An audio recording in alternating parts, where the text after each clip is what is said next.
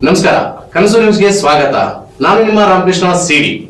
ಈಗ ವಾರ್ತೆಗಳ ವಿವರ. ಕನಗಗಿರಿ ವಿಧಾನಸಭಾ ಕ್ಷೇತ್ರದ ವ್ಯಾಪ್ತಿಯಲ್ಲಿ ಹೆಗ್ಗೆಲ್ಲದೆ ನಡೆಯುತ್ತಿರುವ ಮರಳು ಮಾಫಿಯಾ. ಕನಗಗಿರಿ ತಾಲೂಕಿನ ಸುತ್ತಮುತ್ತ ಗ್ರಾಮದ ವ್ಯಾಪ್ತಿಯಲ್ಲಿ ಅನಧಿಕೃತವಾಗಿ ಹಗಲು ರಾತ್ರಿ ಎನ್ನದೇ ತಮ್ಮ ಇಲಾಖೆಯ ಮುಂದೆ ಭಾರೀ ಟಿಪ್ಪರ್ ಮತ್ತು ಟ್ರ್ಯಾಕ್ಟರ್ಗಳಲ್ಲಿ ಮರಳನ್ನು ಸಾಗಾಣಿಕೆ ಮಾಡುತ್ತಿದ್ದಾರೆ.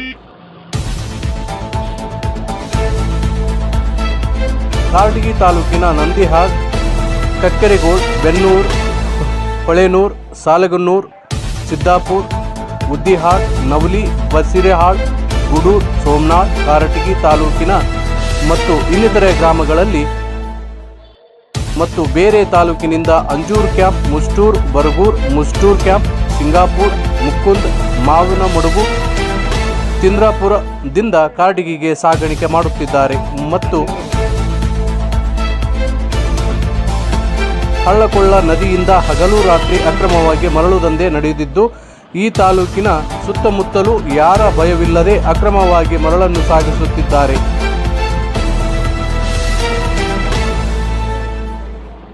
ಸದರಿ ಸಂಬಂಧಪಟ್ಟ ಅಧಿಕಾರಿಗಳು ತಿಳಿದರೂ ತಿಳಿದಂತೆ ಮೌನವಾಗಿರುವುದು ಅನುಮಾನಕ್ಕೆ ಕಾರಣವಾಗಿದೆ.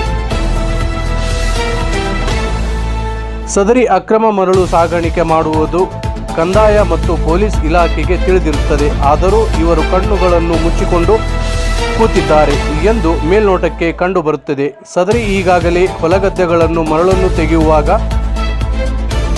ನವಲಿಯಲ್ಲಿ 2 ಮಕ್ಕಳು ಸಾವನ್ನಪ್ಪಿರುವುದು ಪತ್ರಿಕಾ ಮಾಧ್ಯಮದಲ್ಲಿ ವರದಿಯಾಗಿರುತ್ತದೆ. ಆಗ ಮಾತ್ರ ಸ್ವಲ್ಪ ದಿನಗಳ ಕಾಲ ಬಂದ್ ಮಾಡಿ ಪುನಃ ಅಕ್ರಮ ಮರಳು ದಂಧೆಯನ್ನು ಪ್ರಾರಂಭಿಸಿದ್ದಾರೆ. ಸದರಿ ಈಗ ಮಳೆಗಾಲ ಇದ್ದು ರಸ್ತೆಯಲ್ಲಿ ಗುಂಡಿಗಳು ಬಿದ್ದು ನೀರು ನಿಂತಿರುತ್ತದೆ.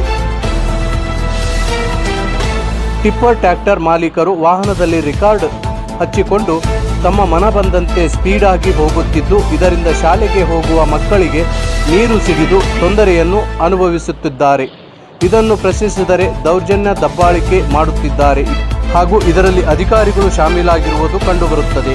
ಆದ್ದರಿಂದ ಗುಪ್ತವಾಗಿ ತನಿಖಾ ತಂಡವನ್ನು ರಚನೆ ಮಾಡಿ ಅಕ್ರಮ ಮರಳು ಬಗ್ಗೆ ತನಿಖೆಯನ್ನು ಮಾಡಿ ಅಕ್ರಮ ಮರಳು ಹಾಗೂ ಇದರೊಂದಿಗೆ ಶಾಮೀಲಾಗಿರುವ ಅಧಿಕಾರಿಗಳ ಮೇಲೆ ಸೂಕ್ತವಾದ ಕಾನೂನು ಕ್ರಮವನ್ನು ಕೈಗೊಳ್ಳಬೇಕೆಂದು ಮಾನ್ಯ ಜಿಲ್ಲಾ ಪೊಲೀಸ್ ವರಿಷ್ಠಾಧಿಕಾರಿಗಳು, ಜಿಲ್ಲಾ ಪೊಲೀಸ್ ಕಾರ್ಯಾಲಯ ಕೊಪ್ಪಳ, ಮಾನ್ಯ ಗಣಿ ಮತ್ತು ಹಿರಿಯ ಭೂವಿಜ್ಞಾನ ಇಲಾಖೆ ಅಧಿಕಾರಿಗಳು ಕೊಪ್ಪಳ ಇವರಿಗೆ ಜನರ ಪರ ಮಾತನಾಡಿ ಎಂದು ಕರ್ನಾಟಕ ರಕ್ಷಣಾ ಸೇನೆ ಕೊಪ್ಪಳ ಜಿಲ್ಲಾ ಘಟಕ ಅಧ್ಯಕ್ಷರು ಹನುಮೇಶ್ ನಡ್ಲುಮನಿ ಮನವಿ ಸಲ್ಲಿಸಿದರು.